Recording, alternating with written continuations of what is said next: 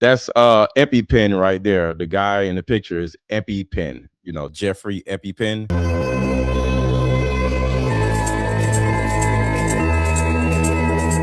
And that is Melania Trump's alleged daughter. Her last name is Noss.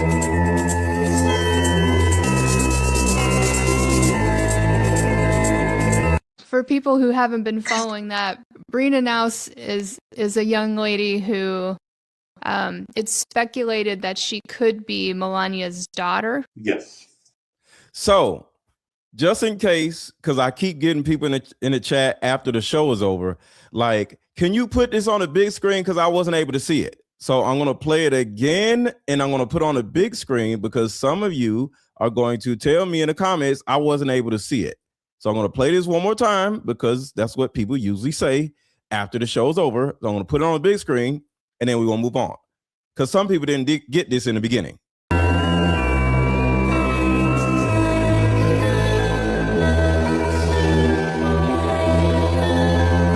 So this is Brina Noss, and Melania Trump's last name, her maiden name is Noss. And this is allegedly her daughter, who is now a DJ, a popular DJ. And there is alleged reports that the father of this girl is none other than Jeffrey EpiPen. And I'm saying the wrong name on purpose.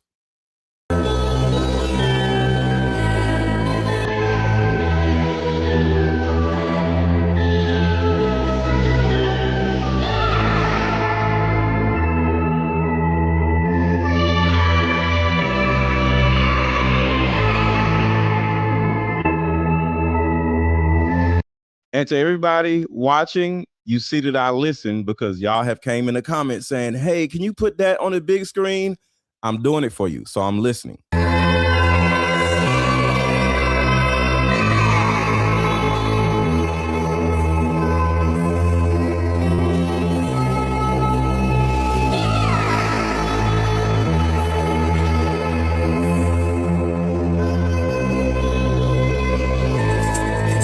Look at their lips, like the side of their lips, the ridge of their lips. You see that?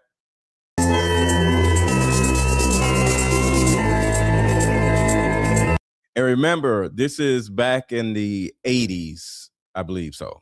For people who haven't been following that, Brina Naus is a young lady who it's speculated that she could be Melania's daughter. Yeah. And just to do the timeline, because we got a lot more to talk about, but I wanted to start with this because some of the people didn't watch the last video that I did on this. From a timeline perspective, Melania was 15YO. Okay. Jeffrey EpiPen was 33YO, 33 years old. She was 15YO. Right now, Melania Trump, you know, when she was a kid. Now, Melania Trump is 55 years old. And guess how old Bree, whatever her name is, Noss? She is 40. So her alleged daughter is 40 years old. Melania is 55 years old. And you already know what that means. And there is reports, and it may not be true, but I believe it's true. EpiPen got somebody pregnant at 15YO because that person now is 55 years old and the daughter is 40. So I just want y'all to get an understanding of what's going on. And I'm about to go super deep. So make sure to drop your city in the chat. Let me know where you at. Drop your city in the chat. Let me know where you at. Who's in here? Drop your city in the chat or drop your city in the comments. Okay. And she sort of showed up out of nowhere, and she's a DJ or something. Well, let me just say how I came across Brina. Okay. When the very first time I ever searched Paolo Zampolli in Google. And I'm also going to connect all of this to Erika Kirk also, because Erika Kirk and Melania Trump are extremely connected to all of this. All right.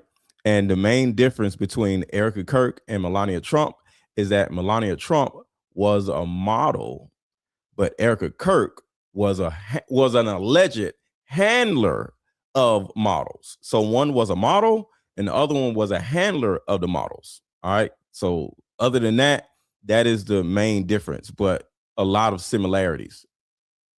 The third thing down was a picture of Brina Naus. Okay. And so it was like something, it was put in front of me for a reason. And I went down that rabbit hole. And when I jumped down that rabbit hole, the two key things is was born several minutes from where, 40 minutes from where Melania grew up. She came out of nowhere and became a superstar DJ. As one will. And this is the reason why Melania Trump came out and did that weird, strange press conference out of nowhere when nobody asked her anything. It's because there's a young lady named I forgot her name. Just give me a second. Yeah, as we all do. And I just was reading some accounts online because everybody. I just did it this week on Reddit. People have been talking about this story for a while, and I'm like, I went in there and I said, I'm not, because some guy's like, I saw some random guy talking about this Brina Naus girl, blah blah blah, on Twitter. Amanda Ungaro, yeah, Amanda Ungaro. She's like blowing this whole thing up. And then I went in there the other day. I'm like, I'm that guy. Oh, it's me. It's me. I'm the but like I've also seen other articles where people like, I saw this guy talking about it, but so it's interesting. And nobody's ever been able to debunk it. Just like I've dove farther than anybody. Yeah, who knows? Okay, so let me give you a little bit more understanding of what's going on. Why Melania Trump did that unplanned. So I'm just putting everything together for the people who are watching this and they have no idea who these characters are. Just want to give y'all some context, and then we're going to get into the weeds in a minute. We're starting to learn a lot more about why Melania Trump did that unplanned, unannounced, and frankly, unhinged press conference on Thursday. We've learned now that it was most likely Amanda Ungaro's post from earlier that morning that triggered Melania. Here's what Amanda said. Hello, Melania. I was around you for 20 years. You knew I was inside ice, and you know what hurts after all this time? I stayed close to your family, your mother and your father, not because of you, but because of them, at events and everything else. So shut your mouth when speaking about me. Because everybody hit the like button. Everybody hit the like button. Everybody hit the like button. Everybody make sure to hit the thumbs up button. I'm not going to keep reminding y'all. I'm just going to keep going, because a lot of y'all be like, yo, it gets on my nerves. But make sure to hit the thumbs up button, because that brings more people in here.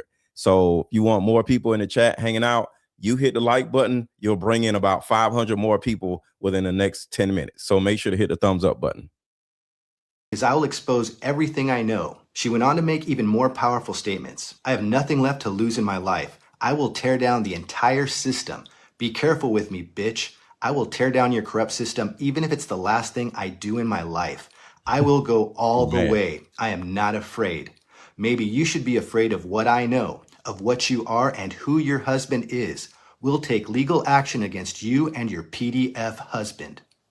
And this woman's name is Amanda Ungaro, and she has known Donald Trump and Melania Trump for over 20 years. And you're about to get the context in which why she's so mad. All right, because some people are watching and you probably are a little confused on all this. Look, I'm sure a convicted felon like Donald Trump has accusations like this leveled against him all the time. But what makes Amanda's accusation so critical is because of who she is, what she knows, and what she's been through to get this pissed off. Just for a moment, let's put ourselves in Amanda's shoes. What could possibly motivate her to threaten the most powerful couple in the world with some of the most heinous crimes imaginable? Well, here's the answer in a nutshell. Her ex-boyfriend, Paolo Zampolli, a very close friend of Trump, had her deported so he wouldn't have to pay her child support payments. And this nightmare began for Amanda in June of last year when she was arrested in Miami on fraud-related charges tied to a spa where she worked at, and she pleaded not guilty. The evidence they used against her were videos they say they found on her phone. Very sketchy. Here's how Amanda describes that experience. Officers came into our home at 6 in the morning, pulled me into the hallway in my pajamas with my face turned to the wall, and took our passports, she said. They handcuffed me and my husband in front of my son, who was also taken to the station. Because he's a minor, I had no one to leave him with. Amanda was then transferred to the Louisiana ICE Processing Center, and she described it like, I felt we were on display like meat at a butcher shop.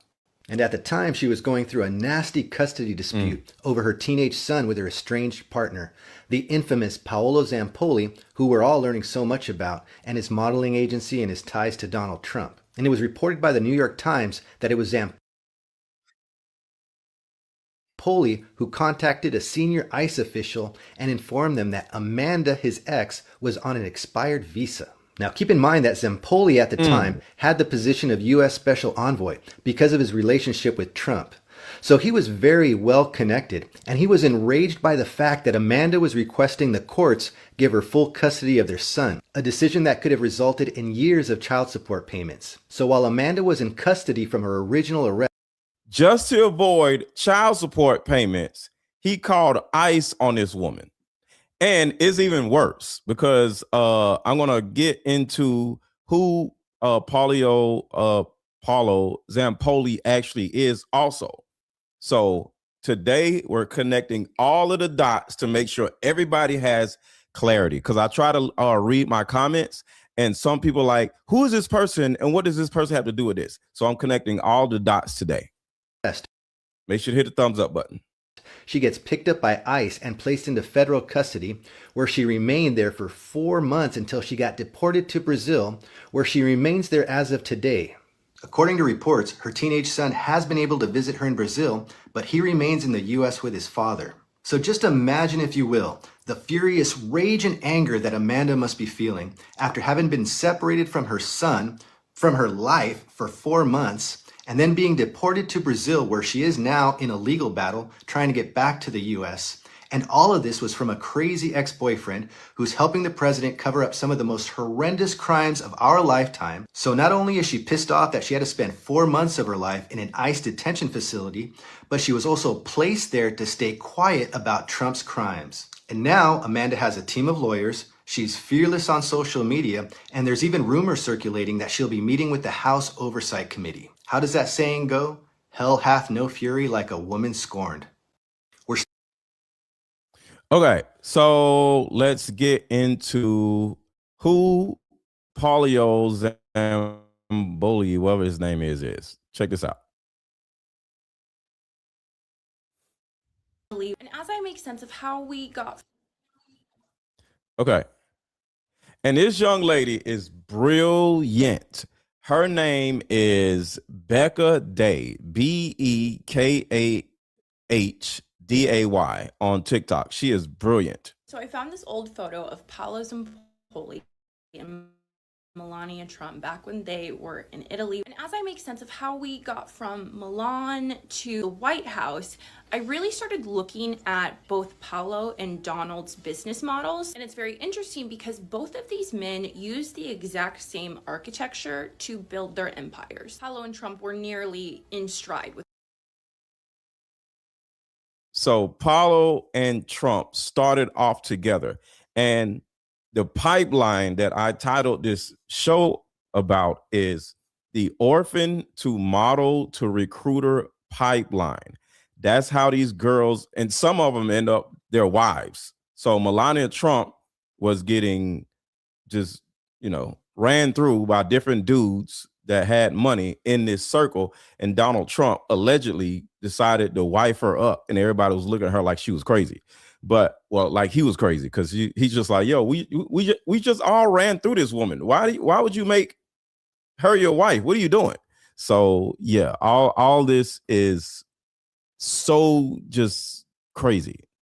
one another when it came to business. Once Paolo brought Melania to the United States, he founded ID Models, which he turned into an international modeling agency. And right around the same time, Donald Trump would create Trump Models, which he would attempt to turn into an international modeling agency as well. Another thing that Donald Trump and Paolo's business empires would have in common would be the real estate aspect. Donald Trump had the Trump Organization, which is how he built his real estate empire, and Paolo would work at the Trump Organization briefly while he was also managing ID Models after he had introduced Donald Trump to Melania. Donald Trump encouraged Paolo to create his own real estate empire, thus teaming up with Paolo to create Paramount Realty Group. So as you can see, they were very much in the same market when they were actively building their empires. Paramount Realty Group was a shamelessly exploitative business model. What Paolo would do is he would take models who were represented by him through ID Models and use them to help him sell expensive and luxurious homes. The reason that he did this is because he believed that young, beautiful models would sell more than buttoned up professionals. Despite both Paolo and Donald Trump raking in tons of cash between both of their modeling ventures and their real estate ventures, which sometimes had crossover, they were regularly being sued for not paying their models appropriately or not paying their models at all, and just keeping the profit that the models make that are signed underneath them for themselves. Both ID Models and Trump Models would be expected to socialize around wealthy and powerful friends of both Paolo and Donald, under the guise of it being an opportunity to advance their career. But in reality, Donald and Paolo were just exploiting the access they had to these young women. Between ID Models and Trump Models, everything was very shady from top to bottom. And let me stop right there. The exploitation of these young women are the reason why I do this. The exploitation in particular. So I'm going to do another show about Nickelodeon, where what a lot of people don't realize is, like, I don't want to go off on a tangent, but Nickelodeon, as an example, is how the exploitation of young people is so prevalent, because a lot of us grew up watching Nickelodeon, right?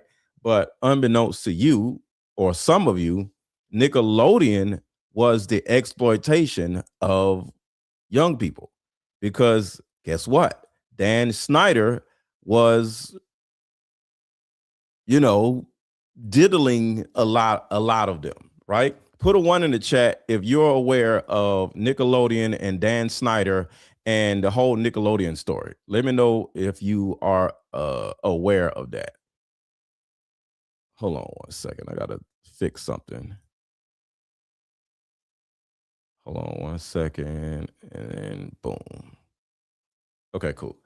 Put a 1 in the chat if you're aware of Nickelodeon. So for anybody that's new here, I focus on anti-exploitation, and anybody that is in the business of exploiting young people, I like to call them out. So yeah, it's crazy. So you may look at this as two men that got rich off of modeling agencies, but they weren't even paying the damn girls, and they were getting the girls the same way as Erika Kirk was doing.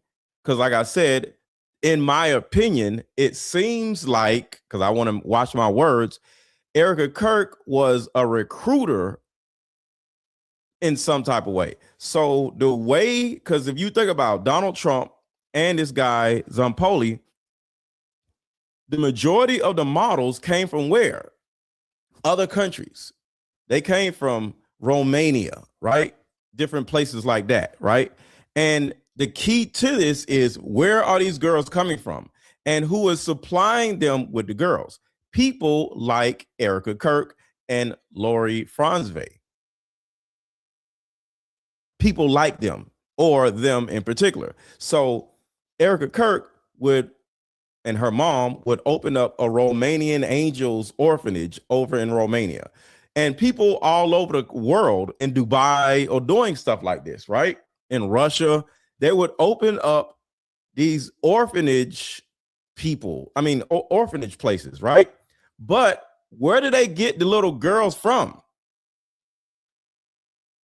Women who have gotten pregnant inadvertently by our wording or just being young and fast, and their parents would kick them out, because that's a thing that happens. And we're going to talk about the parents also. So the parents would kick the young girl out because she got pregnant.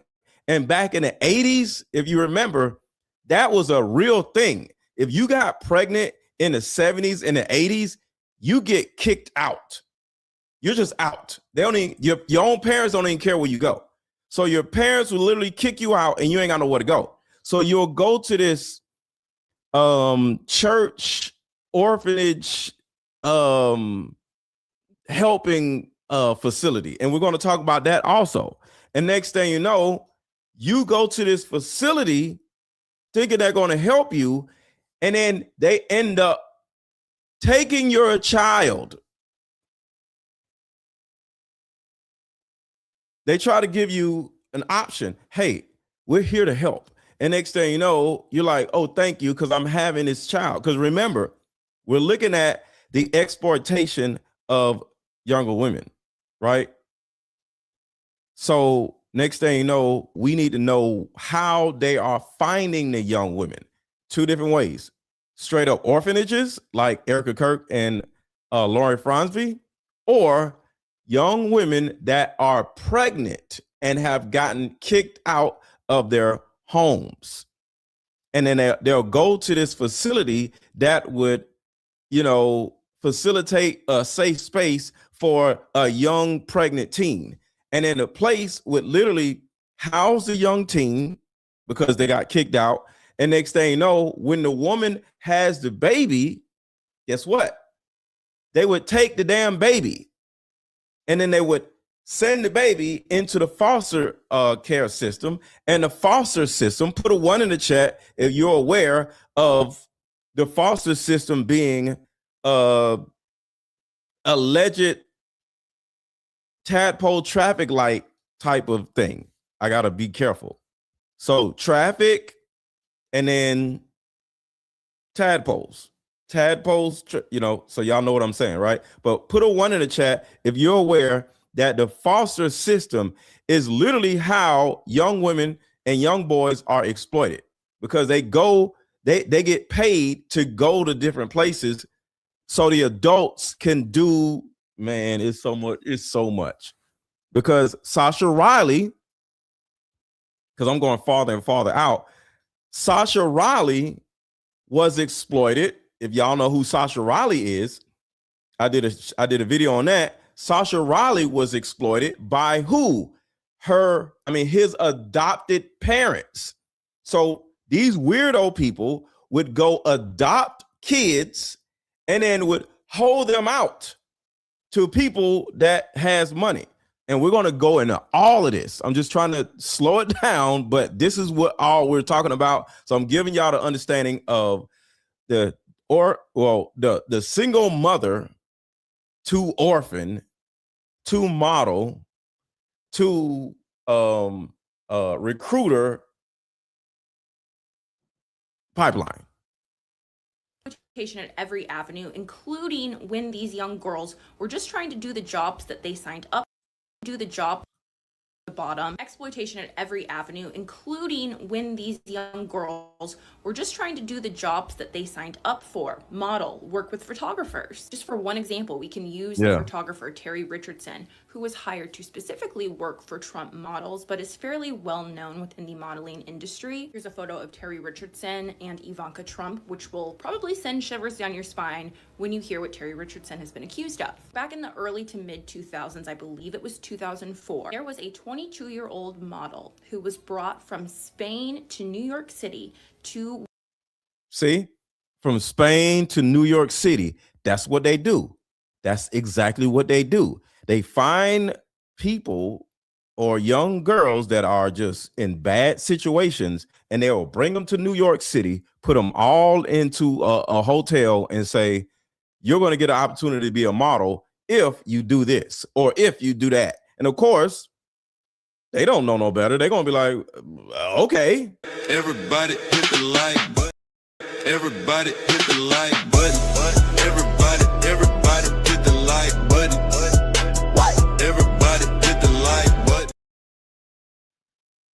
but I'm covering everything because this is absolutely nuts. What is going on?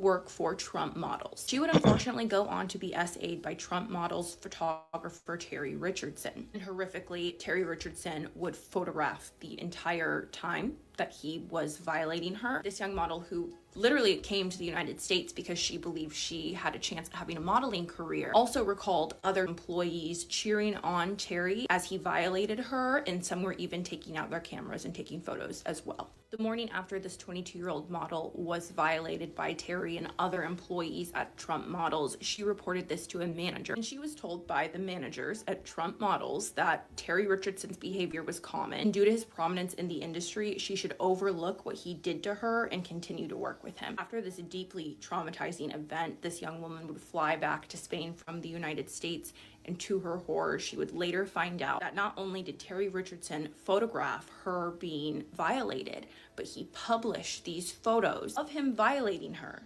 into a photo gallery lookbook, and it had been sold to a private collector. So just Damn.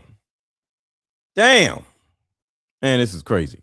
really disgusting, exploitative, dirty business happening underneath friends Donald Trump and Paolo Zampolli. While diving into how Paolo and Donald Trump ran their modeling agencies alongside their real estate companies back in the day, I stumbled across an article that was in the Gawker archive. In this article, Paolo Zampolli insinuates that his models that are signed to him are working girls, amongst many other things. But there was one woman's name in this article that caught my eye. So this article starts out discussing the exploitative business model of Paramount Realty Group that is owned by Paolo Zampolli. This article also reveals to us that the 2001 photo of Bill Clinton taken with Paolo Zampolli and a young model was one of Paolo Zampoli's ID models, whom he introduced. And somebody asked, why hasn't these people been held accountable? Well, something that a lot of you may not know is, how do I say this? Everybody's doing it. It's okay. During a recession, when nobody has money, the way the government, the way the economy stays up is through the exploitation of coochie, I'll just say. All right. So when you look at every commodity on earth, every commodity goes away. When you put gas in your car, gas burns off and you need more gas. When you buy some food, you eat the food and the food is gone. When you drink water, when you drink the water, it's gone. There's more water, but you can't drink it because it has stuff in it, right? So you can't just go find some water. You have to find drinkable water. So drinkable water, once you drink it, it's gone, okay? So virtually every commodity, when you buy some tires, the tire tread goes away. Now you need more tires. Every commodity goes away and is gone. But there's one commodity that when used never goes away. Does anybody want to know what that commodity is? Does anybody want to take a guess? What is the one commodity on earth that once used or utilized, it never goes away? Oil, no. Come on, y'all. And I'm using commodity loosely. What is the one commodity? Because I'm trying to answer a question. Why these people are not being held accountable? People. Once you work the job, you go home and you go back and work. So labor and your body. Coochie. Kitty. Yeah. Y'all are saying all kinds of stuff. Y'all are saying cat. Y'all are not oxygen. Oxygen is not a commodity. We don't use commodity, but your bodies. Okay. So when you look at the exploitation of people, there are two different things. It's labor and it's coochie. Okay. So for those of you who are saying, why don't these people get held accountable? Well, traffic trafficking is $1 billion per year. I think it's a $30 billion per year industry. And the government, as we're talking about it now, because Zampolli is right up under Trump. He's a part of the government. Trump is part of the government. This is how they pay their bills. So I'll say it again. This is how they pay their bills. When you don't buy cars, hair supplies, clothes, bags, groceries, because you ain't got no money, the way the government stays up, the way the economy continues to run is they sell rich men who got all the money girls. Okay? Because coochie never goes away. And the younger the young lady is, the longer the lifespan is of the coochie. Sorry, I'm just helping y'all understand. All right. So there's a lifespan of coochie. So when you get the orphan, and then you bring the orphan, raise the orphan or whatever, and next thing you know, you turn around, and when she gets old enough, she goes to America and ends up in a modeling agency. And that's the answer. So, yeah. So hopefully that gives y'all an understanding of why these people are not being held accountable. It's how the economy is being maintained when nobody else is buying anything, because y'all already know gas prices are high. The economy is in a tank. So coochie is holding the economy up.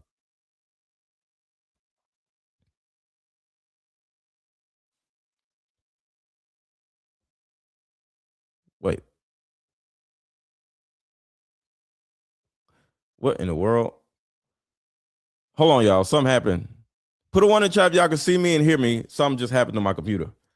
Oh, shit. I don't know what just happened. All right, so I got to do something real quick. Hold on. Put a 1 in the chat if y'all can see me and hear me. Something just went haywire on my computer. Damn, I got to do all this all over again. Okay. Put a 1 in the chat if y'all can see me. Okay, y'all can still see me? All right, cool. Damn. Trump back when they were in Italy. And as I make sense of how we got from Milan to the White House, I really started looking at both Paolo and Donald's business models, and it's very that are signed to him are working girls, amongst many other things. Right. But there was one woman's name in this article that caught my eye. So this article starts out discussing the exploitative business model of Paramount Realty Group that is owned by Paolo Zampolli. This article also reveals to us that the 2001 photo of Bill Clinton taken with Paolo Zampolli and a young model was one of Paolo Zampoli's ID models, whom he introduced to Bill Clinton. But what really caught my eye about this article was this line right here. ID model Ariana Musinska also spent time as arm candy for alleged masseuse fan Jeffrey Epstein. If that name sounds familiar to you, you have probably seen her photo before. Because Ariana wasn't just arm candy to Jeffrey. She was an ID model signed by Paolo Zampolli, who would go on to be named as a co-conspirator in the 2008 sweetheart deal of Jeffrey's. Ariana Musinska, sometimes known as Ariana Ross, was just 18 years old when Jeffrey flew her from Poland to Florida for her to work at his Palm Beach mansion, and she would also have a career opportunity in modeling for Paolo Zampolli. While Ariana was working for Jeffrey and modeling for Paolo, she was Jeffrey's scheduler for his massage appointments and would also recruit other young girls to come be victimized by Jeffrey, which is why she, along with 4 other women, were named as co-conspirators in Jeffrey's 2008 sweetheart deal. And like we've talked about before, a handful of teens and young women who started out being victimized by Jeffrey did go on to become complicit in his ring, but that does not take away the fact that they were victimized, nor does it minimize the harm that they caused to other young women. And okay, so we're looking at a pipeline, how they make it to these disgusting people in the beginning. It's by their mothers. It's by their fathers. All right. So a lot of, before abortion was a thing or a big thing or whatever, when a young woman ends up pregnant and she doesn't know what to do, she gives her child up for adoption. And then the adoption agency, the CPS or whoever, that's part of the pipeline. All right. So now I want to explain the other part of the adoption pipeline, because it gets so much worse. Wait, I lost. Okay, here it is right here. So this is how the child gets away from the mother. Check this out. Place for young single pregnant women is defending itself against allegations of coercion and manipulation. A new podcast called Liberty. Oh, let's start it The over. Liberty Godparent Home, a place for young single pregnant women, is defending itself against allegations of coercion and manipulation. A new podcast called Liberty Lost alleges some of the young women felt pressured to place their children for adoption. The Liberty Godparent Home is tucked away on Liberty Mountain Drive. And this is partly where churches actually come in, because a lot of these little places are connected to churches. Maternity home was founded by Jerry Falwell Sr. Maternity home, as yeah. part of a pro-life ministry at Thomas Road Baptist Church. Now it's the focal point of the podcast, Liberty Lost. What inspired you to investigate this in the first place? For the last See, a lot of times people forgot, a lot of younger people, there was a point where birth control did not exist.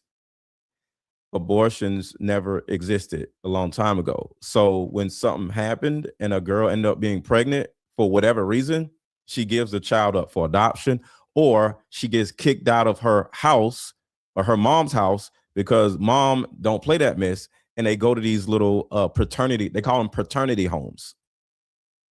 2 years, I've been investigating the maternity home after connecting with several residents who went through the home as pregnant teenage girls, both in the 1990s and in 2008. One of those residents, Abby Johnson.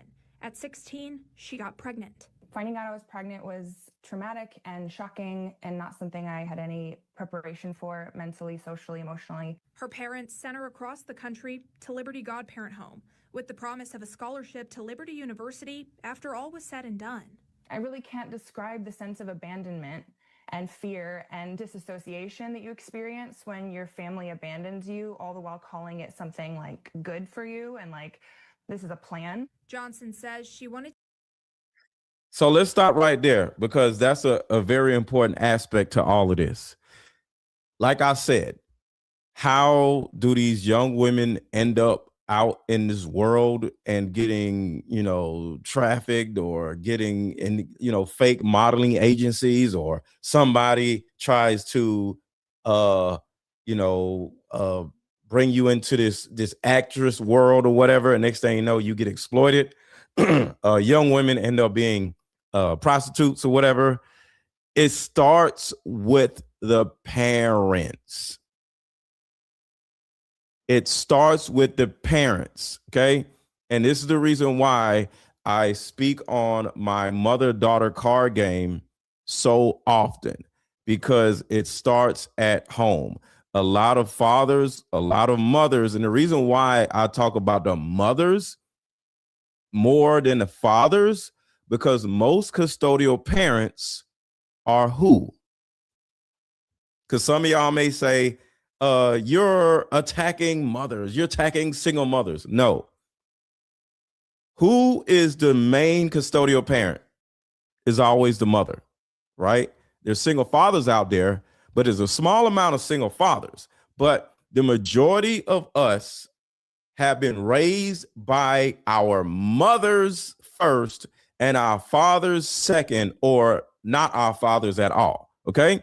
So because the custodial parent is always usually the mother, that is the main focal point that I try to make sure that I address. Okay. So my mother-daughter card game, and the link is in the chat for you to buy, is meant to help mothers and daughters build or rebuild their relationships, due to the fact that when she was a young girl, she and her mother did not get along. And a lot of you put a 1 in the chat if you were put out before the age of 18 by your mother.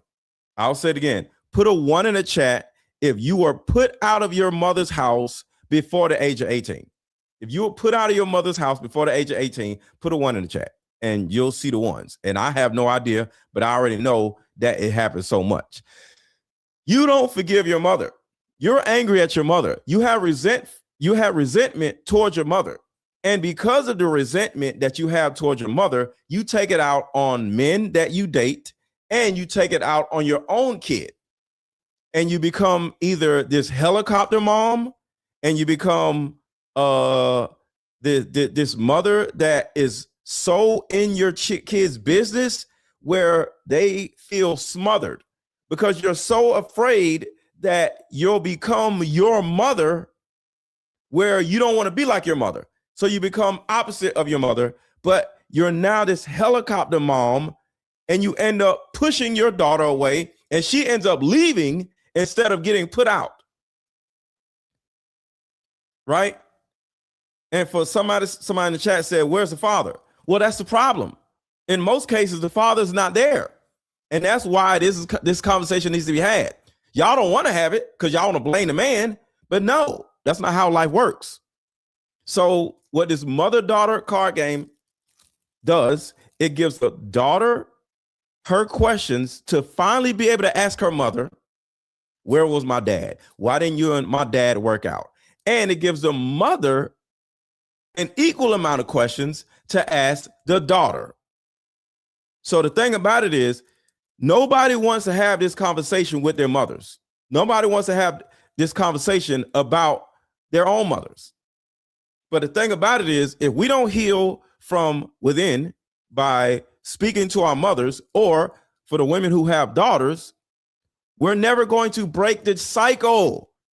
Because so many of you women are like, oh, what about the fathers? What about the men? Oh, you're a bastard. No, we have to have these conversations with our mothers, because the reason why trafficking is a $1 billion industry is because of mothers. Mothers are giving their children up to the foster care system. Mothers are kicking their daughters out of the household and they end up going into modeling. They end up going into prostitution. They end up becoming strippers. So it's so many things that y'all don't want to talk about, but they have to be talked about. The mother is one of the reasons why trafficking is so rampant in America. Inadvertently, not blaming. I'm just speaking of fact. And the reason why it's mothers and not fathers is because most children are raised by the mother and not the father. Okay. All right. So make sure to get your card game so you can fix your issues, so you can break the chain that we break the cycle, I would say. And for any of you saying, oh, you're saying you dislike women. No, I want you to think about how stupid that sounds. I wouldn't create this card game. I wouldn't spend thousands of dollars creating this card game to help you if I hate you. So you sound stupid by saying you sound like you hate women. I wouldn't make this damn card game if I hated women. Use your brain. All right. So click the link and get your mother-daughter card game so we can break these cycles, so we won't keep having this situation, because y'all have to understand, every 30 days, women go missing. Do you want to know how many women go missing? 22,000 women go missing every 30 days. I'll say it again. 22,000 women go missing every 30 days. How? Some of them get snatched up at gas stations. Some of them get snatched up over here.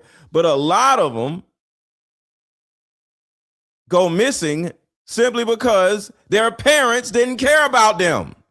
Their parents put them out. So let's keep going. This is a conversation that nobody wants to talk about, but I'm talking about it because I care. All right, so this is the actual companies that these young girls go to after their parents put them out. So remember, listen to this young woman right here. Her mother and father put her out. After all was said and done, I really can't describe the sense of abandonment and fear and disassociation that you experience when your family abandons you, all the while calling it something like good for you and like this is a plan. Johnson says she wanted to keep her son. However, she felt the home already made the decision to go the adoption route. But she says the godparent home shouldn't have ties to an adoption agency. Shouldn't have ties to an adoption agency. Shouldn't have ties to an adoption agency. According to city records, the godparent home and the Family Life Services Adoption Agency share an address. Thomas Road Baptist Church founded. Y'all see that, right? So the maternity home is connected to the adoption agency, and that is the pipeline. That is what happens. So a young woman ends up pregnant. She goes for help from a maternity home because her parents kicked her out. And then she goes to a maternity home and they're connected. They profit off of the child because they're connected to an adoption agency. So now this adoption agency takes the girl's child and then sells them to a family.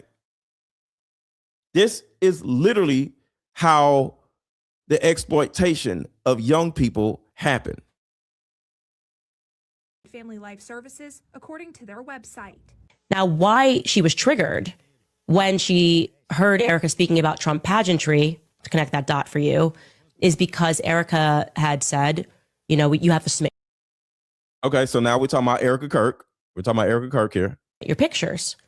Well, she goes back home. She's still a teenager.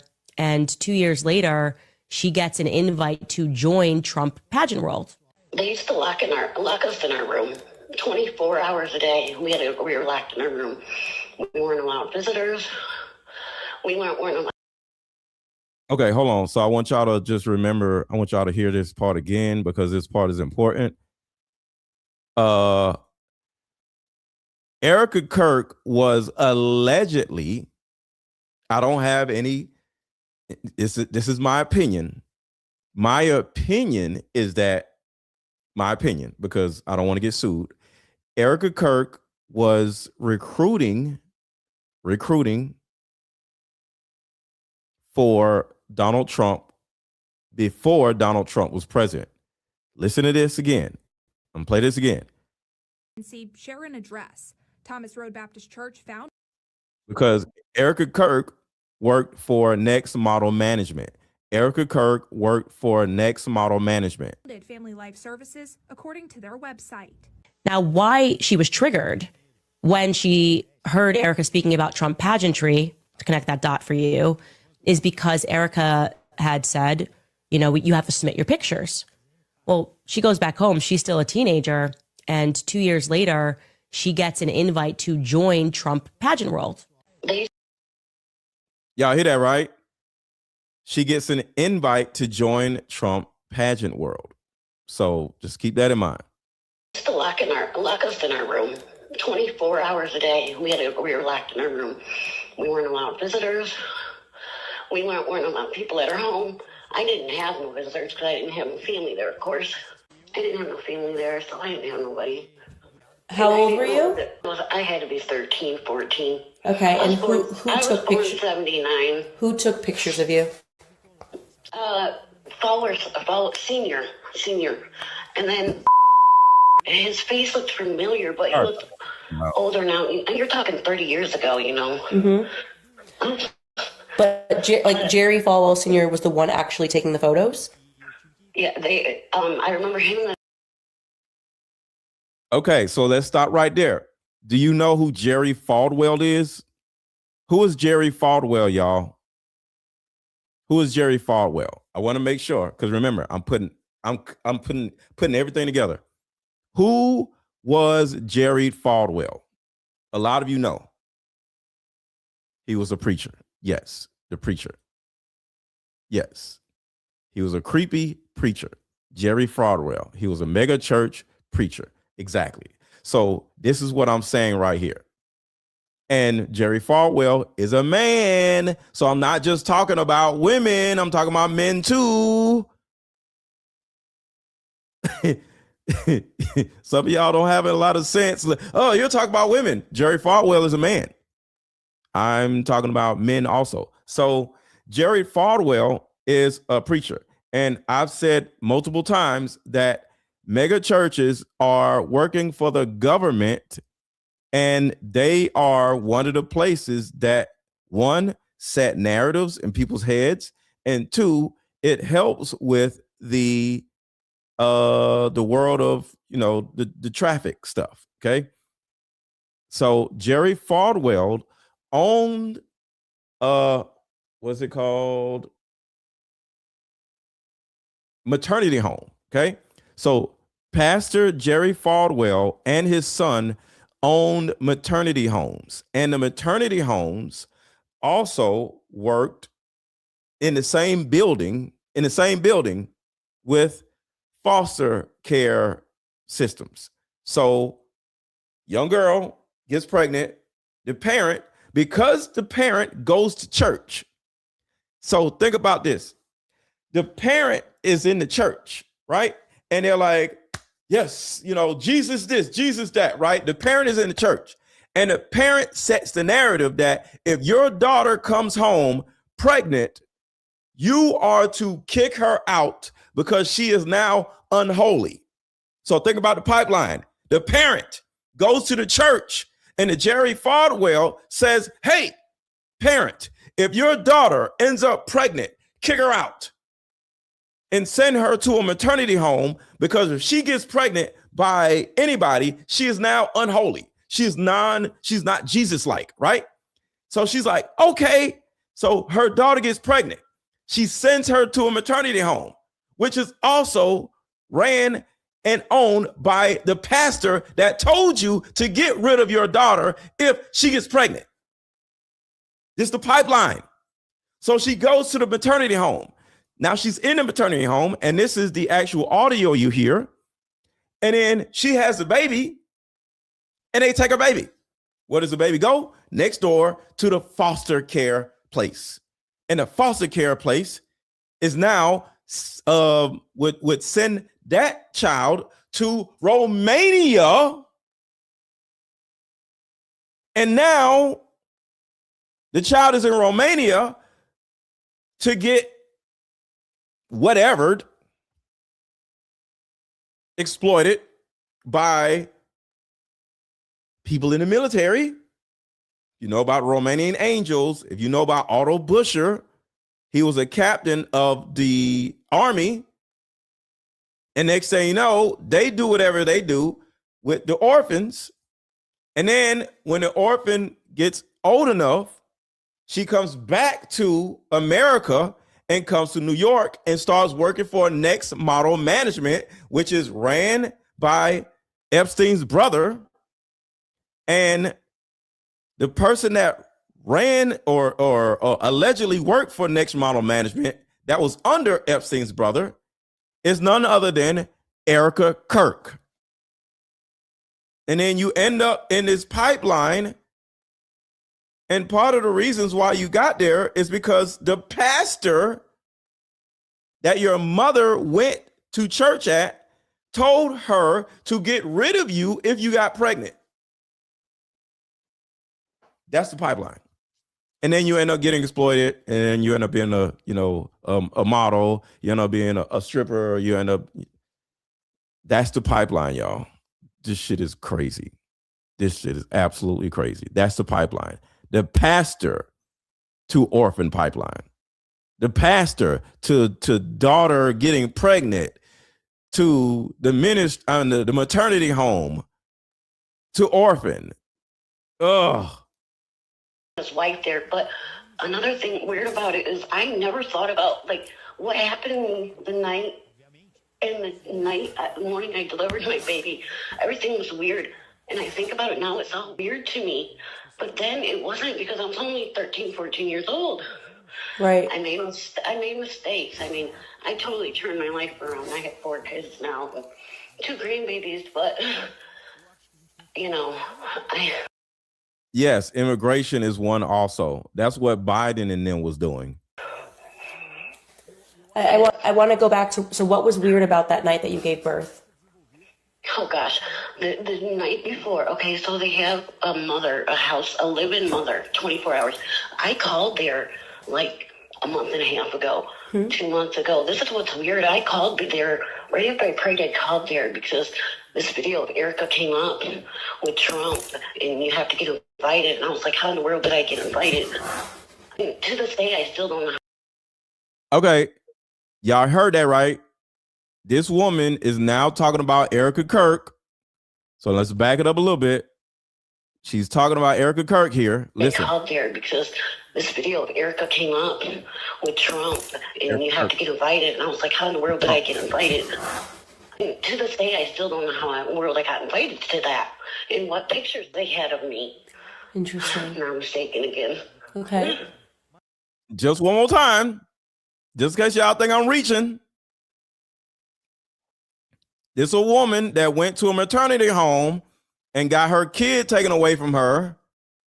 And now she's talking about Erika Kirk. This is what's weird. I called there, right after I prayed, I called there because this video of Erika came up with Trump, and you have to get invited. And I was like, how in the world did I get invited? And to this day, I still don't know how in the world I got invited to that and what pictures they had of me. Interesting. Now I'm mistaken again. Okay. Okay, so you had the baby, and what was weird about that night? Okay, the night before like I said, they have house mothers, and I can't remember details, but I remember them doing, putting the probe on, listening to the heartbeat pretty much, and looking at, doing ultrasound. Mm-hmm. Okay, to this day, I've had, 4 other kids, plenty of ultrasounds, so I know what they were doing was funny to me. Hold on. YouTube blocked a message held for review. YouTube just blocked a message. Oh, here it is right here. Okay. All right, let's read this. Orphan's, I'll just say Orphan's CEO, who just died mysteriously, was the largest donor to AIPAC by more than 5 times the next highest donor last election cycle. Orphans is part of the exploitation, y'all. I told y'all, like it's all connected. Orphans is connected to the government. They turned around and killed the dude. Because everything was fine that night, and then they moved me, which was weird. They moved me to another room by myself. Okay. At that time, I had another girl with me. There's all these different girls there, and some of them don't even speak English. Okay. How old are how many girls live in that house? Back then there was about between 12 and 15 in one house, but y'all see that, right? 15 people in one house.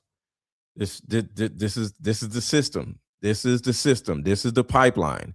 And just remember how she got there. How she got there. Her parents kicked her out. Her parents gave her to these people. I'll say it again. Her parents or parent gave her to this maternity home. The parent gave her to this maternity home. The parent gave her to this. And the parent was going to the church. And the pastor told the parent that if your child ends up pregnant, kick her out the house because she's unholy. The parent did this. You're talking anywhere from age 12 to 21 years old, Mm-hmm. And somebody said, did he get paid for that? Think about this. The pastor, I forgot his name. Who's the pastor that owns this? Jerry Falwell. Jerry Falwell tells your mom to get rid of you because you got pregnant at a young age. And then your mother gives you to Jerry Falwell's company because he also owns the maternity home. So he owns the church and he guilt trips you into freaking giving your child up. And then your child gives the child up for adoption. And Jerry Falwell owned the adoption agency. So that's how he gets paid. He gets paid 3 times. Them didn't speak English? Yeah, there was a couple girls, they didn't speak English, but we weren't allowed to, that's another thing, we weren't allowed to talk to the other girls. This is slavery. We weren't allowed to talk to the other girls. This is slavery. We were only allowed, certain girls were on one certain side of the hallway, certain girls were on the other certain side of the hallway. Back then we had to either call collect or use quarters. Okay. On a payphone, They didn't allow us to use the regular phones. They treated us like slaves, but the next morning, it's like they knew something was going to happen to my baby or something, because the next morning, I all of a sudden didn't have a heartbeat and I had to go in. But the strange thing about it is their daughter, this is another thing I thought about, their daughter. So what doctors do, not just places like this, actual doctors, before you have the baby, it's something called an epidural. And let me say this before I say this. Hold on. Let me do this. So let me say this before I say this. Everybody hit the like button. Everybody hit the like button. Everybody hit the like button. Okay. We all know what an epidural shot is, right? So remember, she's pregnant, and while she's in there, they give her a loaded epidural shot to slow down the heartbeat of the baby. So right now, they give her this loaded epidural shot, and now they're like, we don't hear the heartbeat of the baby. And she's like, huh? So that's what's going on right here. So listen to how her baby's heartbeat slows down. They give her a loaded epidural shot. Didn't have a heartbeat and I had to go in. But the strange thing about it is their daughter, this is another thing I thought about, their daughter is a high doctor at the Liberty or at some university, some hospital in Lynchburg, Virginia. Lynchburg, Virginia, Liberty University. That's the remember she said Liberty University. That's what this is. Liberty University right here. The Liberty Godparent Home, a place for young single pregnant women, is defending itself against allegations of coercion and manipulation. So that's Liberty Paternity Home. Daughter is a high doctor at the Liberty or at some university, some hospital in Lynchburg, Virginia. Okay. Paternity home. And back then, if I remember correctly, their daughter was like one of the house mothers. Okay. And I'm wondering if their daughter was like my nurse or nurse lady and gave me something to miscarry because, see, they gave me some. Remember, she said her child's heartbeat was slowing down, and she said they gave me something. It was a loaded epidural. This is how they do you. The thing is they coerced us to give up the baby because they got money for the adoption. It was some kind of adoption ring. I didn't know nothing about it. Okay. But y'all see that, right? So they give you a loaded epidural. Now they turn around and say, oh my God, your child may not make it. And you're like, oh my God, what? Yes, we need to hurry up and get you in here. And you're like, oh, what's going on? Your child may not make it. And then, you give birth and you go under when you're giving birth because they're trying to, make you think something's wrong. And all of a sudden, when you wake up, your baby is gone. And you're like, where's my baby? It didn't make it. And the baby did make it. It's a healthy baby. and they send your baby off to next door to the foster system. And then the foster system sends the baby to Romania to the orphanages so they can raise your baby until the baby is old enough to start, until the child is like 3 or 4, and they 5, 6, 7, 8, something like that. And then when the child turns into a teenager, it gets sent back to America and goes to an adoption agency. I mean, not adoption agency, a modeling agency. My thing was is that I kept telling him, no, I wanted to keep my baby because I had a 3-year-old nephew and I had took care of him. I thought I could mother. And it wasn't for me, okay? Honestly, I was too young. You're saying that you miscarried the baby? Yeah. But I was further along and they kept telling me I had to hurry up and make up my mind and make up my decision because I'm running out of time. I have to hurry it up. And I'm like, why do I have to hurry it up? Hurry what up? Hurry what up? Decide if I want to adopt the baby out. They kept showing me folders of people's faces. So remember, they're trying to get you or her to make a decision on whether she wants to put the baby up for adoption. And because the girl says, no, I don't want to put the baby up for adoption, they turn around and said, you lost the baby. Think about that. They're like, you got to hurry up. You got to hurry up. Hurry up and what? Sign this paperwork so you can give up the baby for adoption. I don't want to give my baby up for adoption. Oh, okay. The baby didn't make it. So they can take the baby. Would you like your baby to be with this person, or would you like to go raise your baby somewhere else or on the streets? Or they had to induce the labor. Okay. I had to deliver. So if that tells you I was over 3-4 months. Yeah. I was over. So let me tell you what is really interesting about this particular conversation. Well, Liberty University is involved, and you hear she broke down crying several times throughout the conversation. There was obviously real pain there.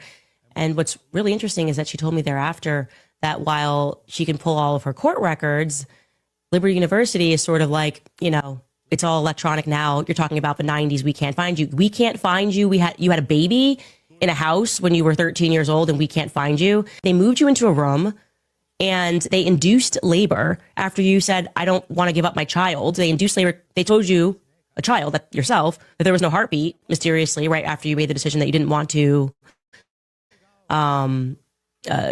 give up your child for adoption. You felt like you were being pressured. Now there's no heartbeat. They induce labor. You never see your son. That she said she had a son. She never saw anything. They tell your mom she's got to pick you up ASAP. That's what she goes on to tell me, because they didn't want the other young women to be traumatized learning that she had a miscarriage. I know this is a lot, and I know this is triggering for a lot of people, but these conversations have to be had. To the Melania Trumps of the world who are, Romanian or Yugoslavian or wherever models that have been brought to America and got exploited, Melania Trump is holding on to a lot of secrets due to the fact that luckily Donald Trump wanted to do more than just fuck on her. He wanted to marry her. So Melania Trump is just lucky that one of the men that were pounding her wanted some more and didn't want nobody else to get it. But Melania Trump is literally just like all these other exploited women. She just luckily got it. What's the word? She just luckily got chose by a man that was pounding her with the rest of the women pounding, you know what I mean? And he just chose to want to have a kid with her and marry her. And listen to this. Trump came out and made the statement she did is because a book is being released in the United So hold on. So Melania Trump is a victim just like all these other women, but she got rescued like a puppy. Yeah. Yeah, that's it. She got rescued like a damn puppy. Listen to this. The reason Melania Trump came out and made the statement she did is because a book is being released in the United Kingdom in 2 days where there's interviews and pieces from interviews where Epstein and Prince Andrew discuss how they were both fucking Melania before she was passed on to Donald and how they were all shocked when he married a paid-for whore. Have a good day. The first time Donald Trump had sex with Melania was on my plane. This is Epstein talking. Remember how she said in her statement, I was never on Jeffrey Epstein's plane, I was never on his island? Little did he know I beat him to the punch a year before when I was at a party of New York's top models. Things got wild, and by the end of the night, I ended up almost naked in the back of a limo going at it with Melania. That is Jeffrey Epstein claiming that he f***ed Melania before Donald Trump. That's a big claim. And I'm trying to use different words so YouTube won't flag my video, but somebody's like, what is pounding? Having sex with, okay? Sheesh. Y'all are not following everything that we're talking about. So just to give y'all an understanding for the people who don't understand, a woman, a mother, a woman, a wife of a man or whatever, she goes to church. Okay. The crooked pastor programs the woman to say that if your daughter ever comes home pregnant, you are to put her out and send her to a local maternity home because she is unholy because she got pregnant at a young age. This happened all the time in the 80s because there was no such thing as birth control and there was no such thing as abortion, right? So the mother who's programmed by her pastor, by her church to kick her daughter out, the daughter has nowhere to go. So she goes to a maternity home, which is also owned by the same pastor that told the mother of this girl to put her out. She's in a maternity home and it's time for her to have a baby. They trick her into giving up the baby for adoption. And the adoption agency is right next door to the maternity home. So now the baby goes to the adoption agency. Now the adoption agency now sells to an orphanage in Romania, as an example, ran by somebody like Erika Kirk or Lori Franzwe. Okay. So the orphanage raises the baby up to a preteen.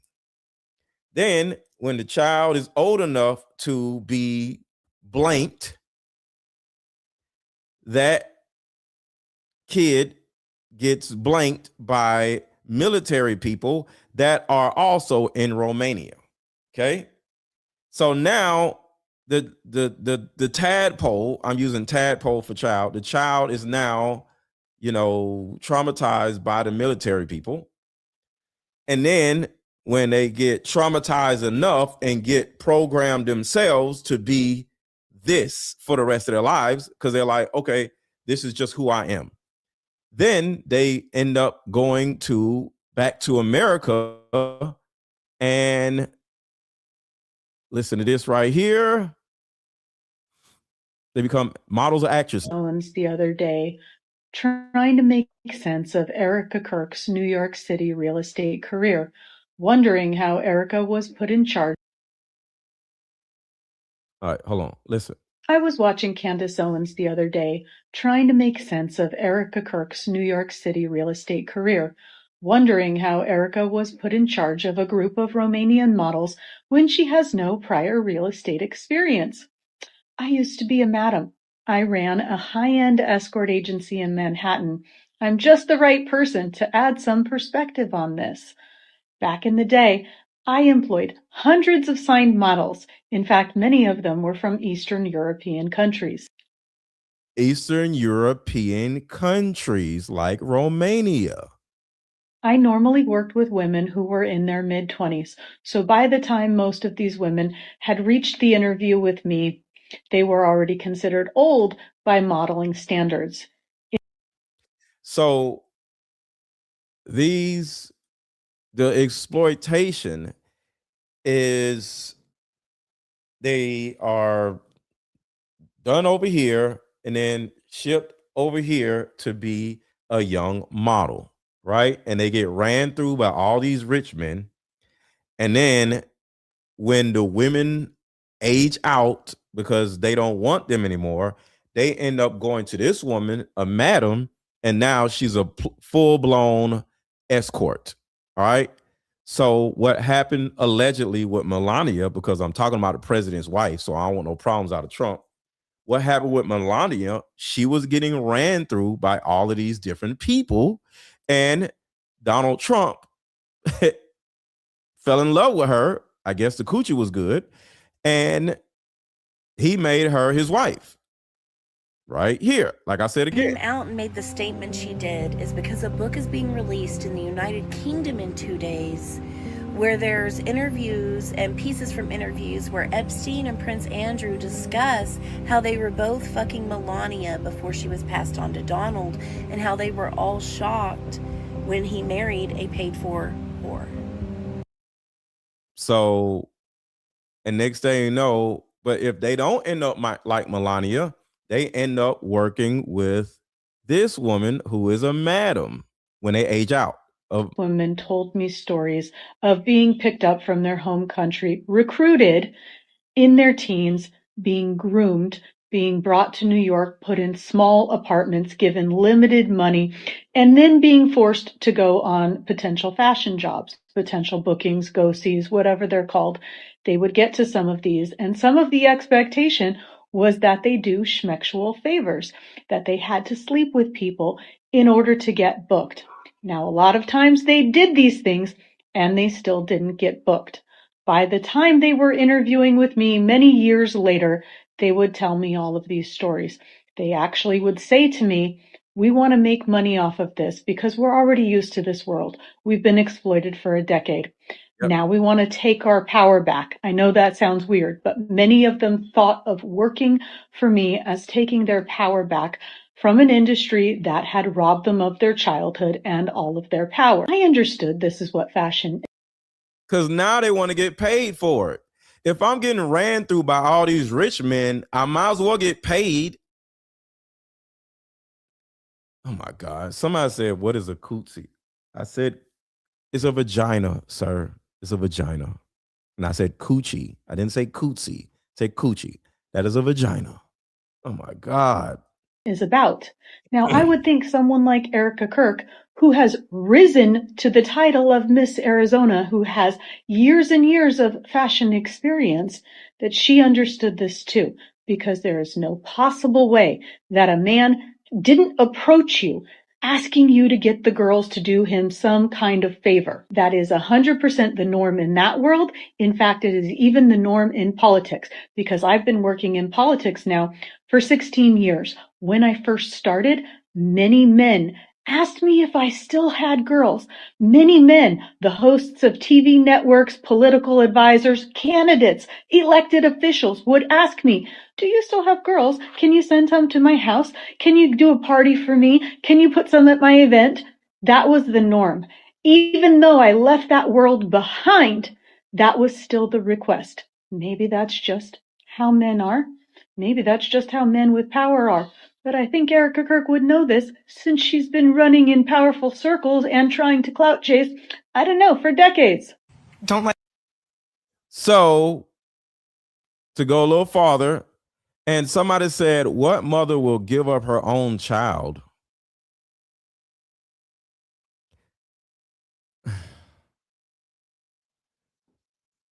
Do I really need to answer this?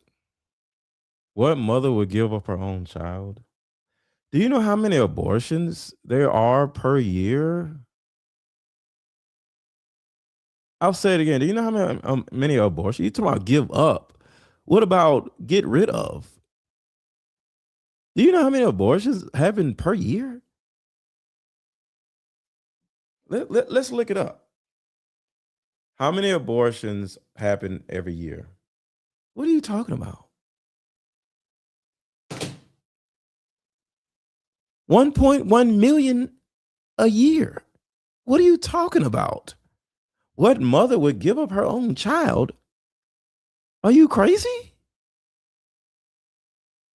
Over 1 million abortions happen every single year. They don't give a damn. What are you talking about? What mother would give up her own child? Is against her natural biology? 1 million abortions happen every year. Not just this year, not just last year, not just 2 years ago, every year. Do you know that beats gang violence? Do you know that beats black on black crime? Do you know there's more abortions than there are of men that are ex-murderers?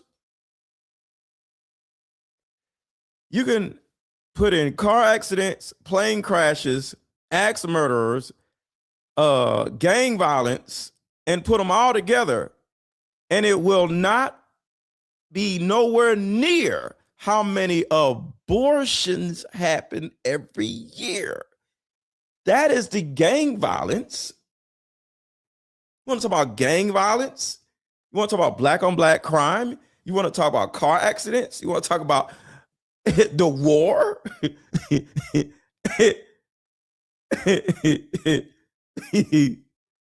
Abortions. What are you talking about? What mother would? Are you crazy? They do more than give up their child. They get rid of their child. What are you talking about? Oh my God. But y'all gonna be like, let me be quiet. Let's keep going. Are you crazy? They don't give a damn. Ugh, they don't give a damn.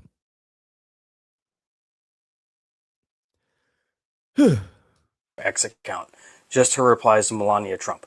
Her first post was my video. So just to bring everything back around to Amanda Ungaro, because this is the whistleblower. So talking about her replies to Melania Trump and how Melania Trump's press conference was likely to do with what she knows and what she might be about to release. And it seems we might be onto something here, folks. What I have found is that Amanda Ungaro has been working with Anthony Andrews and using this X account to post her story, what she knows, some of her evidence with some of the most bombshell stuff. This just in, a new way of healing is sweeping the country, and it's a card game called Like Mother, Like Daughter. This game is powerful. My favorite question was, if you could parent me all over again, what would you change? This card game has a mother deck and a daughter deck, so we both have questions for each other. These are some good questions.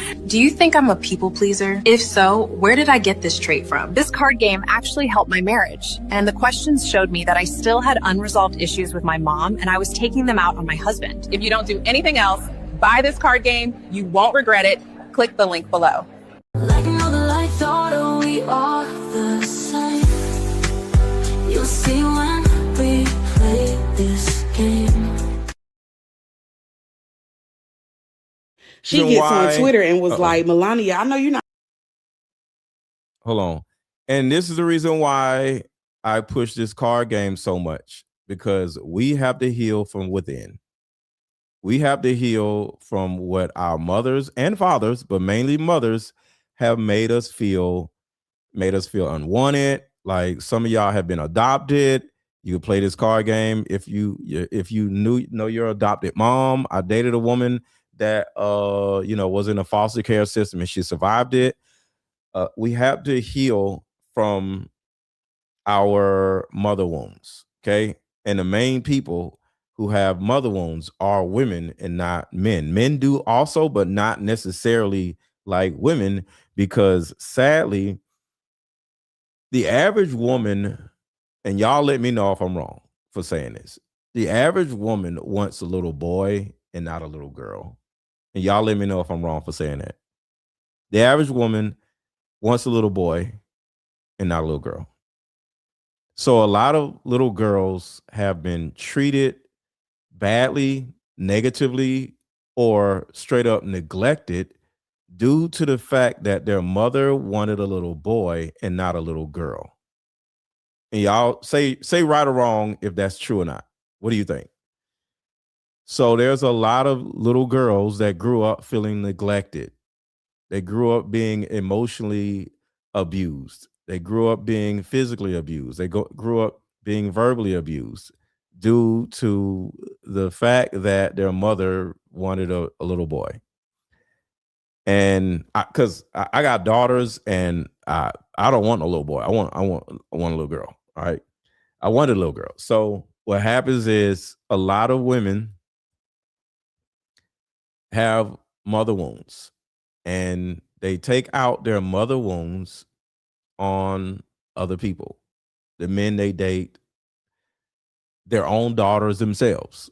So you could play this with your own daughter, because you have no idea what you may or may not be inadvertently instilling in your own kid, you know? So, and yes, I'm coming out with a mother-son card game also, and a father-son card game also. But I'm trying to put together an app so I can put everything together in one marketplace. So, yeah, I'm just here to try to help break cycles, you know? So, yeah. But that's not for all women. That's not for all women. The remaining 3 million plus Epstein files still have not been released. So Trump got this friend, right? And his homeboy was like, hey, my baby mama's a bitch. Deport her ass. So apparently he did that favor and deported her. She is not taking it lightly. She gets on Twitter and was like, Melania, I know you're not playing with me, bitch. Not with all that I know. Not with all that I know. We done known each other for 20 years, and you finna handle me like that? Bet money. You know when somebody say bet money. Don't bet money. Bet any money. She even added Pam Bundy. Saying, are you aware of what I know? Because the way y'all handling me, it's like you don't know what I know. And that's dangerous for you, because I don't care anymore. And then she attached a couple of pictures to let them know, like, I'm not playing. So then when I saw what Trump posted, I was like, it makes sense. I'm not going to show it to you, but he apparently posted a video of a woman being last night when all of this was going down. Like the Iranians say, this is an Epstein war. He's trying to hide behind the fact that all of the nefarious things that they've done to children and to women, and I know to men and boys, right? By starting this war to get them to open the Hormuz Strait when that hole was already open. If you want to read the tweets, you know, and you're not on Twitter, you can go to Here's Why Kevin. But I knew sis wasn't playing around when I saw that M dash. I said, this is a bitch that is serious. M dash. Amanda Ungaro continues to attack Melania Trump and threaten her and her husband, the president. Listen to this. She says, we'll take action against you and your child-admiring husband. I have known you for 20 years. You knew I was detained in ICE. You were present in my life. Every year on my son's birthday, even sending Secret Service and being the first to congratulate him in 2016. Something was clearly wrong, but I'm not a part of any evil mission involving children. So what did you do, Melania? You tried to involve me, but you failed because I have character. And she continues, I have nothing left to lose in life. I will tear down every system. Be careful with me, B. I will tear down your corrupt system, even if it's the last thing I do in my life. I will go all the way. I'm not afraid. Maybe you should be afraid of what I know, who you are, and who your husband is. Y'all, she just keeps coming at her, and I can't help but think maybe this is a part of why Melania had this press conference allegedly, and why she may be allegedly scared. What do you guys think? This video is all allegedly for entertainment purposes only, no facts, none of this is real. This message is for Miss Melania, and if you're not Miss Melania, that is fine, because you're gonna want to sit down and watch this anyway. Hey girl, so I know you said this. I never been friends with Epstein. Donald and I were invited to the same parties. And I know you said this too. My name has never appeared in court documents, depositions, victim statements, or FBI interviews surrounding the Epstein matter. And that's absolutely crazy because I found a file this morning that says differently.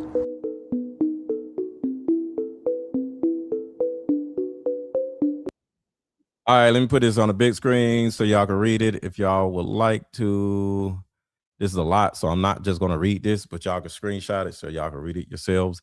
It's a little fuzzy, so I'm not going to read all this, but this is one of the redacted forms from the EpiPen files. So screenshot this, or either you can read it for yourself right here. Y'all got it? Okay. Because y'all love to say, I didn't see it. You didn't put it on the big screen. So I'm trying to listen to my my audience. The Amanda Ungaro interview has dropped. I am going to post the entire thing at the end of this video. I thought that would be easier than you trying to find the link for it, especially since it's originally in Spanish. She is incredibly brave to do this. I know that she has another interview with CNN on Monday. So I'm hoping that's going to be video and we get to see her speak, and I'm hoping other outlets will reach out to her. She deserves to have her story told. So Purple Butterfly says we're grown adults and can handle the facts. Bring it out. No, a lot of the people in the chat are triggered, and I respect them for being triggered because, you know, you had different, you know, life events than I did. So I understand, and I'm here to give you guys grace, but it's been people in the chat just going crazy about different things because this is a triggering conversation, which I understand, but no, we can't just say we're grown adults, we can handle it. Some of the people in the chat, they're having trouble handling it. So that's all I'm saying. It's a lot.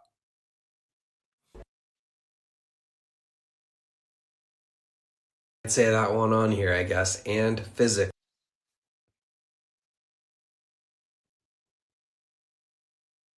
Give it a second. Just showing the different documents right here. I was living at the mercy of a sick psychopath who abused me psychologically. Can't say that one on here, I guess, and physically. I asked many people for help. No one ever helped me. But I couldn't leave without my son, and he would not sign the authorization. This comes from. And if anybody wants me to read something or wants me to see something, you got to put in the super chat. Some of you are trying to get my attention. You got to put your comment in the super chat and I'll read it. Amanda Ungaro's new interview that just came out just tonight in El País. She says, "Now it's war. We'll see who wins. I kept quiet for years, and because of that, people judge me and they ask, why are you speaking now? Because the man would not let me live in peace." She said it was not enough for him to destroy her during the 20 years of their relationship. He wanted to destroy her again when she started her new life. Amanda details her arrest where 10 police officers storm her home, arrest her. She winds up getting put into a cell with child unalivers. She claims no wrongdoing from the charges that were filed by anonymous tips. Then when Zampolli learns that she's in custody, what does he do? He calls a senior ICE official, asks that she would remain jailed and be deported, allowing him to secure the custody of the child that they share. ICE complied with Zampoli's request, and surprise, surprise, he denies any wrongdoing. He stressed that in any case, she would have been deported because of the other charges against her. Which, I wonder who those anonymous tips came from, Paolo. She goes on. And I want to say this. This is the other side of getting or exploiting models or potential models from other countries. A lot of them are here either undocumented or halfway undocumented. So when they grow up, they don't know any better. Their visas are expired or their paperwork isn't correct. And they have a kid by the woman that has issues with her visa. And next thing you know, yeah, she was only 16 when she was on Jeffrey's plane. And next thing you know, you married a woman or you have a baby by the woman. And the second the woman starts acting up, all you got to do is get her deported. And that's how evil all of this is. Imagine having a pre-installed weapon. A pre-installed weapon. So you get with this woman from another country. You know Donald Trump. We're talking about Zampolli. You're cool with Donald Trump. And then all of a sudden, you and your woman starts having issues and she wants to break up with you. And she wants custody of the child. She wants to put you on child support. And all you got to do is snap a finger and she's deported. The mother of your child is now deported. That is crazy, bro. That is so freaking crazy. On to describe the horrific conditions within the detention center where she's stuck for almost 4 months. She then gets taken to Louisiana. She's in a hall with more than 120 people. Floors were wet, no windows. 4 days without seeing the sun, she comes out with lice. They send her to Brazil and she lands there with just her prison uniform, nothing else. She also describes how she exchanged her model visa for a tax-exempt diplomatic passport. At the time, Zampolli preferred that she retain this status because it was more advantageous to him from a tax perspective. He used to tell her, wait for Donald Trump to come into office after the election and we'll sort out your papers and he'll give you an American passport. She also... Damn. So there's something called a modeling visa. Another way they exploit these women. Hey, we'll give you a modeling visa. That means we can send your ass back when you start acting crazy. That is crazy. That's crazy work. Describes flying on Lolita Express with Jeffrey Epstein at age 17, and she says that she's on there with around 30 very young girls around 14 to 16 years old. Think about that for a second. He was really shipping 30 girls per flight from Paris to New York. Damn. And always, I got one more video to show y'all because I want to get back on to Erika Kirk. I want to get back on to Erika Kirk real quick because he reminded me of something. There's another video I want to play because Erika Kirk was waiting for all those people in New York because of her recruitment skills. Let's get to Erika. Forgot all about the 666 if he was a Christian. If he was this unbelievable Christian man, why is there endless photos out there of him doing sketchy hand gestures? Why would he be doing this all the time, do you think? And we've all seen this, the Freemason symbol. When you see them doing this with their hands, that's what that represents. Do you ever just stand like that, let alone pose for a photo? What do y'all think about Charlie Kirk? Do y'all think Charlie Kirk had a lot to do with all this stuff too? Because he does be holding up that hand signal all the time. What do you think about Charlie Kirk? Photo. Oh, and by the way, while we're looking at this, 3 stars with 3 different colors, 33. And I'm not even going to get into how easy it is to find hidden 33s in everything mainstream that they show us, or how bad they are at hiding their 3 6s. And I don't care what they tell us about his stupid fucking ring. This is impossible. I'm sorry. Stop listening to Candace Owens because she's controlled opposition and she's playing a role. Now let's take a closer look at this alleged fishing trip between 2 friends. Does that look normal to you? Or does this look like AI messed up a little bit and they thought we wouldn't notice? Does that look normal, her finger going through the fin? And this one right here, this is the only picture I could find of Charlie out in public with one of his kids. Because you realize the only pictures that exist of him and his kids are ones that they wanted taken. There are And Charlie Kirk and Erika Kirk do not have children together. I'll say it again. Charlie Kirk and Erika Kirk do not have children together. Those are not their children. They don't have children together.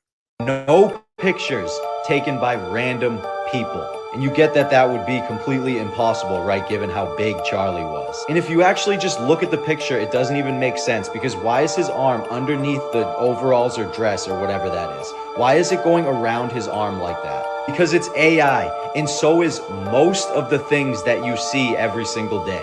By the way, this is also not a real person. This is a Mossad agent. This is a Mossad asset. What's the difference, you might ask? Let me tell you. An agent works for an intel agency and is on their payroll, while an asset provides information but doesn't necessarily even always know that they're an asset. And then you have the former agent turned asset who used to be privy to information but now just provides information. And then you have the duos, the agent and asset duos. So Lori Francevay is an agent, and then Erika is an asset. And I don't know who the original creator of this little chart is, but you have a little Mossad chain. That's Robert Maxwell in the middle. And then that is his lawyer and confidant. And then here his stepson is the former Secretary of State.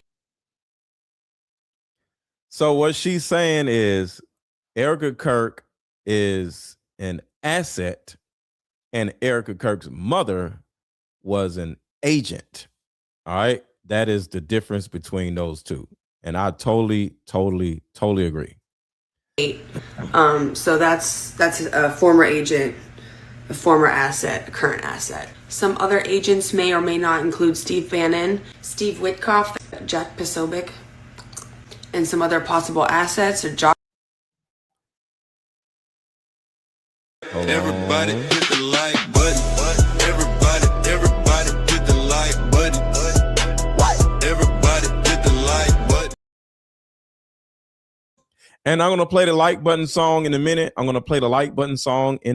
Joshua Kushner, Jared Kushner's tech brother, formerly Andrew Breitbart, and Michael Anton. These people are all connected in unique ways. A lot of crossover that may not mean anything, but at least shows a long-term connection. So Michael Anton, Ben Shapiro, and Jack Posobiec were all fellows at the Claremont Institute. Michael Anton is a former managing partner at BlackRock, director of policy planning for Trump, and speechwriter for Rupert Murdoch. Rupert Murdoch is all through the Epstein files of attending events with the same. I've talked about this group of people over and over. Roman Abramovich, he's the former owner of Chelsea soccer team and a Russian-Israeli oligarch. He's in the Kavad. His wife, Dasha Zukova, her mother is now married to Rupert Murdoch. Yes, Iran released a video exposing Charlie, how he was killed, exposing. Yeah, I talked about that yesterday. Put a 1 in the chat if you did not see my live stream from yesterday. Put a 1 in the chat if you did not see my live stream from yesterday, because I talked about that also. Rupert Murdoch's ex-wife, who's also friends with all of them, dated Putin, and they're all friends with Ivanka and Jared. Almost every single person that I've listed has been either connected to the military, connected to Harvard, connected to the Kabad, or 2 of the 3, all 3. Personally, I think that the military and Harvard are just the top 2 places for Mossad recruitment. The Charlie Kirk Show is now literally registered as a foreign agent, allegedly. Okay, the Charlie Kirk Show was, and still is, run by a group called the Salem Podcast Network, leading us to... Shout out to Jason Lee. He makes amazing content. Shout out to Jason Lee. And the young lady from a long time ago, I just wanted to reiterate, the young lady that I was using earlier, her content, her name was Becca Day, Bekah Day on TikTok, Becca Day. To the next bit of investigating, which is who runs? I did say James Lee, did I? James Lee? What did I say? Did I say James Lee? Or did I say something else? The Salem Media Group. Early last year, it was announced that the Salem Media Group appointed a guy by the name of Brad Parscale as their chief strategy officer. But guess what else he is? A foreign agent. Oh, sorry, James Lee. Sorry, I don't know what I said, but James Lee. What's up, Peacock? Shout out to Americans for Nonprofit Transparency.org for this great piece of investigative reporting. They have uncovered Salem Media Group and Brad Parscale's undisclosed foreign agent role. Quote, according to DOJ FARA filing 7649, Brad Parscale owns and operates Clock Tower X LLC, a registered foreign agent for the government of Israel. Here is the official paperwork, name of registrant, Clock Tower X LLC, registration number 76. So what he's essentially saying is the Charlie Kirk show is owned by the blue and white state, i.e. IHOP. The Charlie Kirk show is owned by this company called Clock Tower, and they are IHOPian or blue and white country owner. 649, name of foreign principal, State of Israel, .org for this great piece. They have uncovered Salem Media Group and Parscale's foreign agent role. Quote, according to DOJ FARA filing 7649, Brad. I don't know why it's messing up. Sorry. And still is run by a group called the Salem Podcast Network, leading us to the next bit of investigating, which is who runs the Salem Media Group. Early last year, it was announced that the Salem Media Group appointed a guy by the name of Brad Parscale as their chief strategy officer. But guess what else he is? A foreign agent. Shout out to Americans for Nonprofit Transparency.org for this great piece of investigative reporting. They have uncovered Salem Media Group and Brad Parscale's undisclosed foreign agent role. Quote, according to DOJ FARA filing 7649, Brad Parscale owns and operates Clock Tower X LLC, a registered foreign agent for the government of Israel. Here is the official paperwork. Name of registrant, Clock Tower X LLC, registration number 7649, name of foreign principal, State of Israel, address 9 Yitzhak Rabin Boulevard, Jerusalem, Israel, country represented, Israel, and executed by one Bradley Parscale, dated. And real quick, we're at 12 card games sold. Thank y'all so much. Can we get to 20? If you are a husband, if you are a mother, make sure to get your card game. Can we get to 20? We got 12 card games sold. Can we get to 20? Maybe. Hit the link in the chat. Hit the link under this video. The link is under this video also. Get your mother-daughter card game. There are 2 decks. There's a mother deck and a daughter deck. So the mother can ask the daughter questions and the daughter can ask the mother questions. Get your card game. Can we get the 20 card games sold today? And thank you to the people who have bought card games. We got 12 people that bought card games thus far. Thank you, thank you, thank you. Oh my God, dated September 18th, 2025.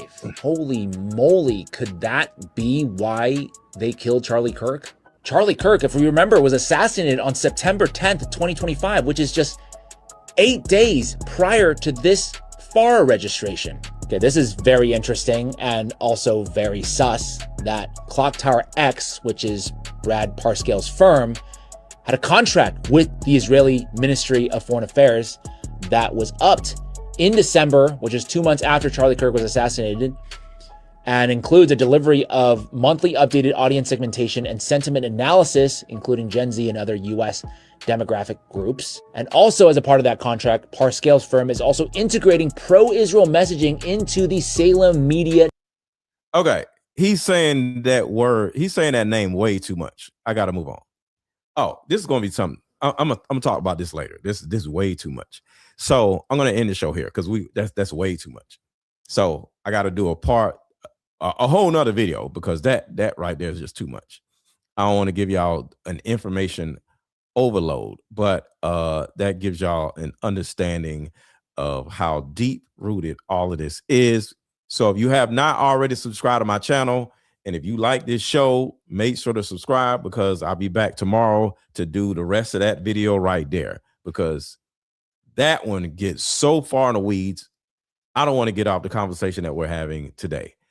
So, and for those of you who did not watch the videos that I did for the last couple days, they are bangers. So I'm going to drop the link to that playlist right here.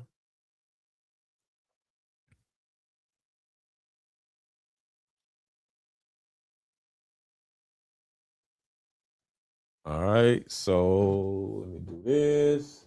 I'm dropping a link right now, y'all, so give me 1 second.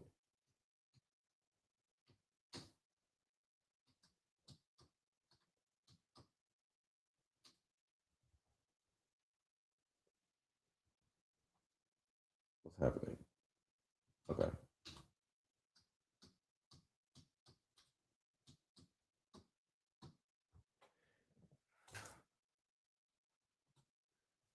All right. Boom. Okay. So I need everybody to check out this playlist. It is absolutely crazy. And it's information that nobody else on YouTube has been talking about. So I need everybody watching, click this playlist right now. Let me know if y'all see this playlist that I just dropped in the chat. Click that playlist, get up out of here, click the playlist. The show's over. That playlist is fire. So I'm dropping the playlist in the chat. So buy my card game and click that playlist link and go check out my Melania Trump and Erika Kirk playlist. It is fire. Go click that playlist. Go click that playlist. And everybody's still here. I'm going to go play the like button songs.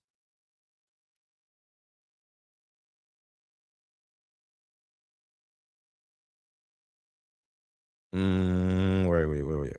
Here we go. Click that playlist, y'all. Everybody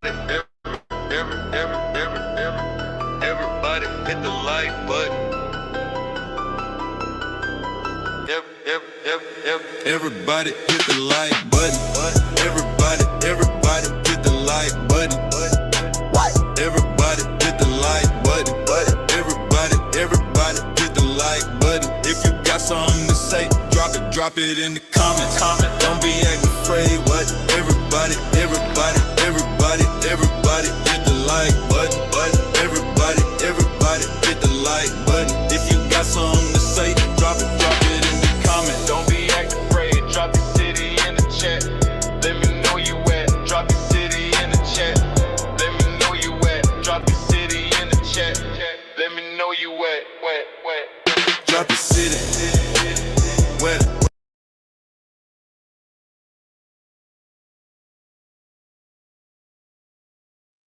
I was muted. You are truly smart. You put some things together that Candace is now putting together. Thank you so much. I appreciate that. But shout out to Candace. I love Candace. Drop your city in the chat. What? Drop your city. What? Drop your city in the chat. Drop your city in the chat. All right. Let's see. Yo, y'all don't talk bad about Candace. I love Candace. Shout out to Candace. But you can have your opinion about Candace. You know, I'm not against that, but you know, we love Candace over here. So click the link that is in the chat. Click that link that is in the chat. Like, subscribe, share, buy my card game, and click the playlist link that is in the chat. Click the playlist link that is in the chat. It is absolutely fire. Do y'all see the link? Everybody, there's 700 people watching now. Everybody, I need you to, everybody click the playlist link in the chat. Go to the chat and click the playlist link. Let's go. So I'm playing another song and y'all get out of here.